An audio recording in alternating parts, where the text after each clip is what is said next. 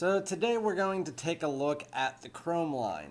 So I just did a review last week for the Chrome Eau De Parfum. It's a new release in 2022. Told you how much I liked it. And so I wanted to take it, and I said I wasn't sure if it was my favorite in the line, second favorite to Extreme. So I'm going to be taking in this video and comparing Chrome Extreme, which again was my favorite until this came out, Chrome Eau De Parfum, and I'm going to be comparing the two side by side to let you know exactly what I think. So without further ado, cue the intro.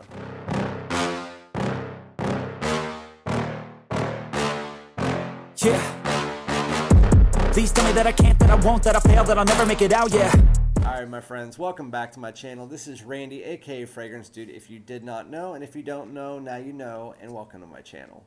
So before I get into this, as always, like, comment, subscribe, and hit the bell. It only takes a minute, and it really does help out my channel. So I've talked about the Chrome line in detail, especially on my lives, done a few videos here and there. The original Chrome is obviously going to be a fresh, clean, sweet classic that is going to live on forever just because of the fact that it was just so good at one point in time. It might, because of all the fragrances out now, it might be a bit more generic, but I still do like it as a random pull, gem scent, all that. Then they came out with a bunch of bad, good, and great flankers. Some unique ones like Chrome United with the T note. Then they had something that, like Chrome Extreme, was known as the best flanker in the line. And there's really not a debate there until this came out in 2022, Chrome Eau De Parfum. So a lot of people disagree with me and still think that Extreme is the best.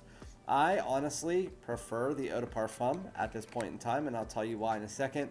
Although Extreme is nice, I think the smell of Extreme is better than Eau De Parfum, but I'll tell you why I like Eau De Parfum in a second. I'm going to start out here with Chrome Extreme.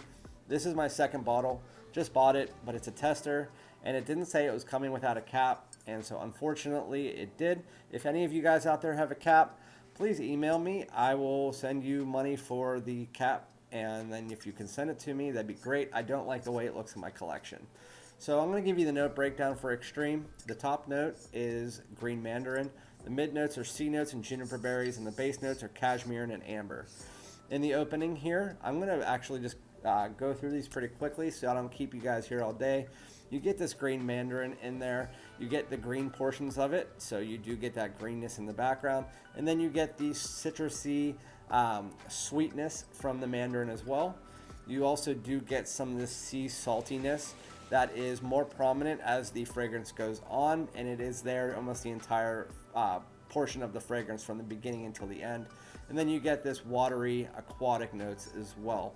And then you also get some of this juniper berry and ambroxan in the background, giving it a bit of a fruitiness and a bit of this liveliness and fizziness from that ambroxan, and almost a little bit of a woody feel. Once you get about 15 minutes into the fragrance, that green mandarin, especially the mandarin portion of it, the citrusy portion, it starts to dissipate almost entirely, and the juniper berries really become the main portion of this fragrance, along with those aquatics and the ambroxan.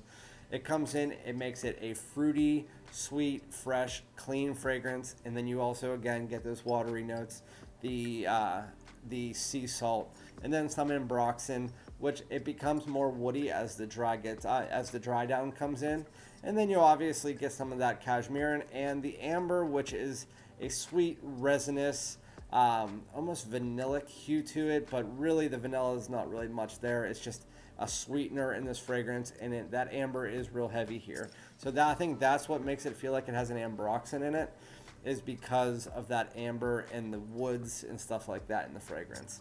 But altogether, it's really nice. The one drawback for me, and a lot of people say they get like 8 to 10 hours, honestly, I spray this on and I get a really heavy projection for about an hour and a half to 2 hours at max, and then the fragrance completely dies for me about 4.5 hours. It's been like that almost since my last bottle.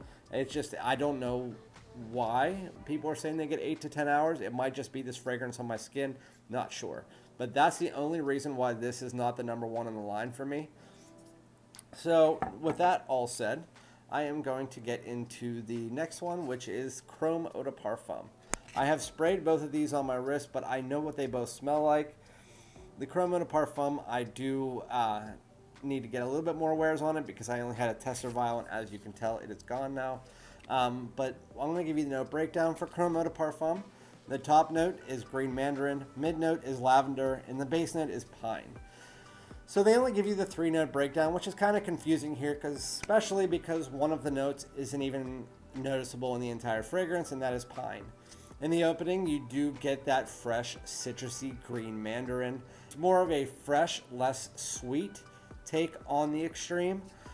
You also get this lavender coming in. It does have a lot of the different facets. It just doesn't have those aquatics.